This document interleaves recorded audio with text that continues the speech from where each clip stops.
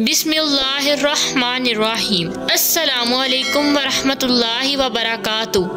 हज़रत जाबर रज़ी अल्लाह तआला अन्हु बयान करते हैं कि रसूलुल्लाह सल्लल्लाहु अलैहि वसल्लम ने जब दम से मना फरमा दिया तो आले उमर बिन हज़म आए और उन्होंने अर्ज़ किया, ए अल्लाह के रसूल सल्लल्लाहु अलैहि वसल्लम, हमारे पास दम था जो हम बिच्छू के डस लेने पर कर लिया करते थे और आपने उससे मना फरमा दिया है।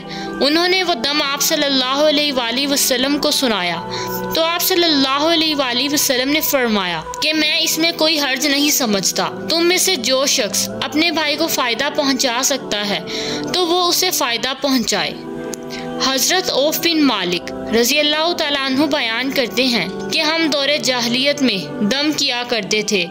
हमने अर्ज़ किया, ए अल्लाह के रसूल सल्लल्लाहु अलैहि वसल्लम, आप इस बारे में क्या फरमाते हैं?